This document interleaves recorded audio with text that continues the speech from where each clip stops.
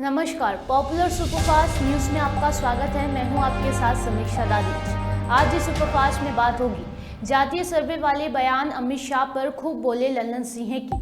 दिवाली से पहले अरविंद केजरीवाल ने किए बोनस के ऐलान की। बात करेंगे केदारनाथ धाम में शिव भक्तों को चाय पिलाते नजर आए राहुल गांधी की। नक्सलियों के गढ़ में बेखौफ होंगे मतदान की। फतेह बहादुर सिंह कुशवाहा ने रामायण को बताया काल्पनिक की। साथ ही जानेंगे चुनाव से पहले कांग्रेस नेता कन्हैया कुमार के बड़े बयान की।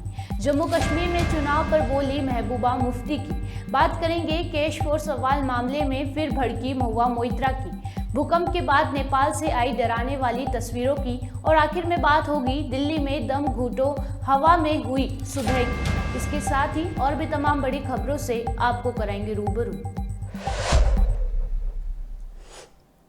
जेडीयू के राष्ट्रीय अध्यक्ष ने कहा कि अमित शाह को जितनी बार आना है आए, हम लोग स्वागत करते हैं। जातीय जनगणना की रिपोर्ट पर कहते हैं कि बीजेपी साथ थी। जेडीयू के 11 लोगों का प्रतिनिधि मंडल आपसे मिलकर देश भर में इसे करवाने के लिए कहा था और आज आपसे ऐसा बोल रहे हैं। आपका चरित्र ही दोहरा है। आपने जातीय जनगणना रुकवाने के लिए पटना हाई कोर्ट में याचिका दायर कराई।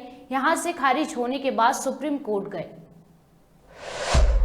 जाति आधारित गणना को रोकने के लिए आपने पूरा षड्यंत्र किया। तो आपका तो फितरत ही है, आपका चरित्र ही दोहरा है। आप दोहरे चरित्र के व्यक्ति हैं। आप कह रहे हैं कि आंकड़ा गलत है। अरे भाई, आंकड़ा अगर गलत है तो आपका आज ऐलान कर देते मुजफ्फरपुर में। तो जनता से कहते हैं कि बोलो, और कोई जनता बोलती ही नहीं है। तो जरा कुछ सही बात बोलिएगा और हृदय से बोलिएगा, सच्चाई के साथ बोलिएगा तो लोग उसको सुनेगा। आप ऐसे ही आते हैं, भाषण देके चले जाते हैं, उससे क्या फायदा है? कुछ तथ्य बोलिए। आप भाषण दे रहे थे जाति आधारित गणना पर। आप कह रहे कि भारतीय जनता पार्टी की सरकार उसमें शामिल थी। भारतीय जनता पार्टी भी उस सरकार में शामिल थी जिसमें जाति आधारित गणना का फैसला हुआ। ठीक है, उसमें सरकार में शामिल थी, लेकिन आपको ये बताना चाहिए था ना कि बिहार विधानमंडल ने 2 बार प्रस्ताव पारित किया देश भर में जातीय जनगणना कराने का। आपको ये बताना चाहिए था ना कि जनता दल यूनाइटेड के 11 सांसदों का प्रतिनिधि मंडल आपसे मिलकर आपसे जाति आधारित गणना देश भर में कराने का अनुरोध किया था। आपको यह बताना चाहिए था ना कि बिहार के मुख्यमंत्री माननीय नीतीश कुमार जी सभी दलों के प्रतिनिधि मंडल के साथ प्रधानमंत्री जी से मिले थे और मांग किया था उन्होंने। हमने उसको रिजेक्ट कर दिया। ये बताना चाहिए था, ये सच्चाई है। और अगर आपका चरित्र ही दोहरा है, आप दोहरे चरित्र के व्यक्ति हैं। आप एक तरफ कह रहे हैं कि जाति आधारित गणना कराने का जो फैसला बिहार में हुआ, आपकी पार्टी उस सरकार में शामिल थी, लेकिन दूसरी तरफ जाति आधारित गणना को रोकने के लिए आपने पूरा षड्यंत्र किया। पटना हाई कोर्ट में याचिका दायर करवाया, सुप्रीम कोर्ट में, यहां से जब खारिज हो गया तो सुप्रीम कोर्ट में याचिका दायर करवाया और भारत सरकार के सॉलिसिटर जनरल को आपने कोर्ट में खड़ा कर दिया विरोध करने के लिए। वो सॉलिसिटर जनरल किसके निर्देश पर गया था? गृह मंत्रालय के निर्देश पर गया था, जिस विभाग के आप मंत्री हैं। तो आपको यह भी ईमानदारी से बताना चाहिए था। ईमानदारी तो ईमानदारी होता है ना। तो आपको ईमानदारी से बताना चाहिए था कि हम सरकार में थे जरूर, लेकिन हम भीतर भीतर षड्यंत्र कर रहे थे इसको रोकने का। ये बात आपको बताना चाहिए था। तो आपका तो फितरत ही है, आपका चरित्र ही दोहरा है। आप दोहरे चरित्र के व्यक्ति हैं। आप कह रहे हैं कि आंकड़ा गलत है। अरे भाई, आंकड़ा अगर गलत है तो आपका आज ऐलान कर देते मुजफ्फरपुर में कि हम देश भर में जाति आधारित जनगणना कराएंगे और बिहार में जो गलत आंकड़ा है उसको हम गलत साबित करेंगे।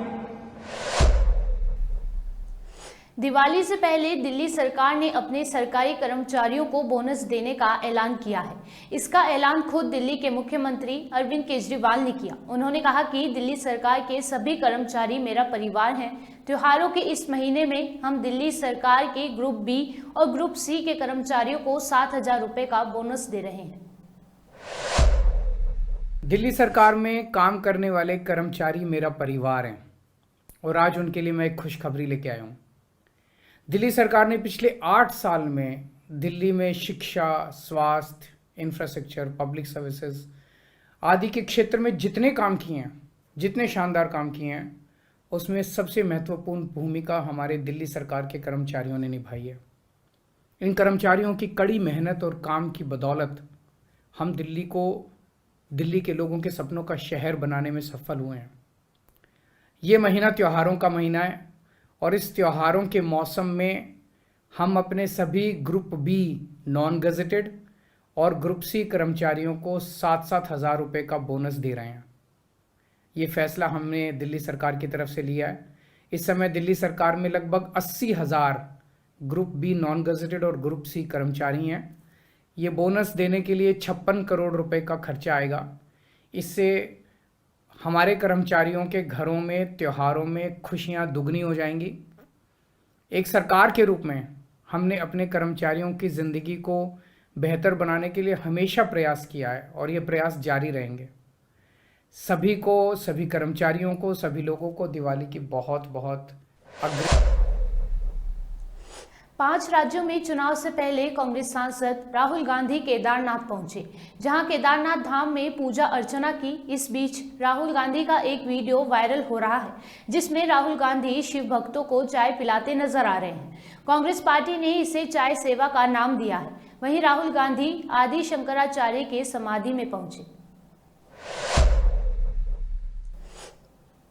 ये जो आप आर्मी के जवानों को गश्त करते देख रहे हैं, इनका मकसद है कि छत्तीसगढ़ के बस्तर में रहने वाले लोग मतदान कर सकें। बस्तर के करीब 100 से अधिक गांव में पहली बार अपने ही गांव में मतदान करेंगे। यहां नक्सलियों का खौफ नहीं, बल्कि लोकतंत्र की मशाल जागेगी। इस पोलिंग बूथ भी इस गांव से दूर करते थे। इस बार तो आपके गांव में है, कितना उत्साह है, क्या सोचते हैं? इस बार तो पक्का उम्मीद है। क्यों मतदान करना चाहिए, क्यों करेंगे आप, क्या सोच के? कि गांव के ग्रामवासियों को इस गांव से दूर नहीं जाना चाहिए। परेशानी बहुत दिक्कत होता था, तो उस गांव का पंचायत है तो उसी पंचायत में मूलभूत होना चाहिए। कितने दूर जाना पड़ता था मतदान के लिए? मतदान के लिए यहाँ से कोर्रा जाना है, बोलने से कम 10-12 किलोमीटर दूर जाना। कोर्रा जाने का रास्ता कैसा था? बहुत उधर गादी रास्ता तरफ से जाते थे सर, इधर से तो पूरा रास्ता भी ठीक नहीं है। कैसे जाते पैदल जाते थे। तो जब आप लोगों का मतदान केंद्र इतना दूर था, तो क्या सभी लोग जाते थे गाँव? सभी लोग नहीं जा पाते थे, पूरा मतलब नहीं जा पाते थे, पूरा यहीं पर रहते थे। वही जो थोड़ा सा वही 10-20 लोग जाते। पटना में आरजेडी के विधायक ने रामायण को काल्पनिक बताया है। आरजेडी विधायक फतेह बहादुर सिंह ने कहा कि मैं नहीं, सुप्रीम कोर्ट ने भी माना है तो मुझे मानने में क्या दिक्कत है। भगवान और इंसान के बीच में बिचौलिया का क्या जरूरत। ललई यादव जी का सच्ची रामायण है, उसको पढ़िए। उन्होंने सुप्रीम कोर्ट आदेश दिया है 1976 में कि रामायण और उनके सभी पात्र काल्पनिक हैं। जिस बातों को सुप्रीम कोर्ट ने मान लिया, हमें मानने में क्या दिक्कत हो रहा है भाई? रामायण को आप काल्पनिक मान रहे हैं? अरे मैं नहीं मान रहा हूँ, सुप्रीम कोर्ट मान चुका है कि रामायण और उनके सभी पात्र काल्पनिक हैं। लेकिन भारत के तमाम लोग, जो दुर्गा माता भी काल्पनिक है, माँ दुर्गा भी काल्पनिक है। अच्छा आप ये बताइए, अगर भगवान है तो भगवान और जनता के बीच में किसी को रहना चाहिए क्या? हर क्षेत्र में लोग कह रहे हैं कि बिचौलिए के वजह से धांधली हो रहा है, तो भगवान और जनता के बीच में बिचौलिए का फिर क्या जरूरत है भाई? डायरेक्ट अपना जिनको पूजा करना होगा वो करेंगे। ठीक है, तो ये बिचवलिए को केवल तकलीफ हुआ है और किसी को नहीं तकलीफ। आप माँ दुर्गा को काल्पनिक मानते हैं? मैं कहता हूँ जब सुप्रीम कोर्ट मान चुका है कि रामायण और रामायण के सभी पात्र काल्पनिक है, 1976 का सुप्रीम कोर्ट का ऑर्डर निकाल कर देख लीजिए। मध्य प्रदेश में विधानसभा चुनाव को लेकर सियासी पारा चढ़ा हुआ है। इस बीच कांग्रेस नेता कन्हैया कुमार ने ग्वालियर के इंटक मैदान में चुनावी सभा को संबोधित करते हुए उड्डयन मंत्री ज्योतिरादित्य सिंधिया पर बड़ा जुबानी हमला किया है। कन्हैया कुमार ने ज्योतिरादित्य सिंधिया की ओर इशारा करते हुए कहा कि जो लोग कांग्रेस को गाली दे रहे हैं वो अपने पिताजी को गाली दे रहे हैं। उन्होंने कहा कि बीजेपी की कोशिश रहती है कि हर चुनाव में धर्म और जाति को घुसा दो, लेकिन हमें रोजी रोटी का सवाल इनसे पूछना चाहिए। मध्य प्रदेश का चुनाव कांग्रेस पार्टी नहीं लड़ रही है। एक तरफ मध्य प्रदेश की जनता है और दूसरी तरफ भाजपा है। तो यह चुनाव भाजपा और मध्य प्रदेश के बीच है और मध्य प्रदेश की जो जन आकांक्षा है उसको लेकर के कांग्रेस पार्टी जनता के बीच में है। जबरदस्त समर्थन मिल रहा है। हमको लग रहा है कि पूर्ण बहुमत से अच्छे से जो है मध्य प्रदेश में सरकार बनेगी कांग्रेस पार्टी की।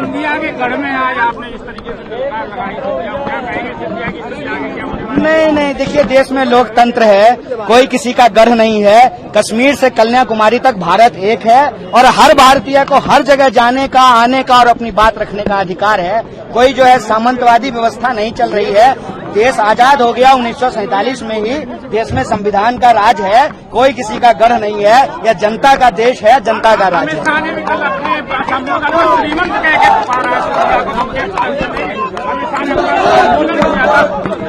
तो ये सवाल तो पूछना चाहिए बीजेपी से, क्योंकि बीजेपी पहले कहती कि बहुत हुआ महाराज, अब तो महाराज उनके साथ ही हैं। तो यह सवाल का जवाब तो भाजपा। पीडीपी प्रमुख और जम्मू कश्मीर की पूर्व मुख्यमंत्री महबूबा मुफ्ती ने कहा कि जम्मू कश्मीर का प्रशासन राज्य में लोगों की आवाज से डरता है। आप दावा करते हैं कि जम्मू कश्मीर में सब कुछ ठीक है और दूसरी ओर आप जम्मू कश्मीर के लोगों की आवाज से डरते हैं। में क्या पीडीपी, कांग्रेस और नेशनल कॉन्फ्रेंस मुश्तरका तौर पर यहाँ पर इलेक्शन लड़ेंगे? इसके बारे में अभी कोई फैसला नहीं हुआ है जी। मैडम, अगर हम देखें टारगेट किलिंग का जो सिलसिला है फिर से स्टार्ट हुआ है, तो उस पर आप क्या कहना चाहिए? नहीं, मुझे अफसोस है जो डीजी साहब, जो एक्स डीजी है, उन्होंने पिछले दिनों ये बड़ा फख्र किया कि जम्मू कश्मीर में हालात बहुत अच्छे हैं और कोई कोलैटरल डैमेज नहीं हुआ है, जबकि उन्हें 3 दिन के अंदर 3 टारगेट्स हुए, जिसमें एक तो अभी मौत और जिंदगी की लड़ाई लड़ रहा है अस्पताल में, 2 जो है वो तो जाबाक हुए। तो मुझे समझ नहीं आता है कोलैटरल डैमेज किसको कहते हैं आप। जब कोई पुलिस का हमारा बंदा शहीद हो जाए, जब यहाँ का कोई जवान शहीद हो जाए, जब कोई मजदूर शहीद हो जाए, तो अगर वो कोलैटरल डैमेज नहीं है तो वो फिर कोलैटरल डैमेज किसको कहते हैं आप। अभी कुकरनाग में क्या हुआ?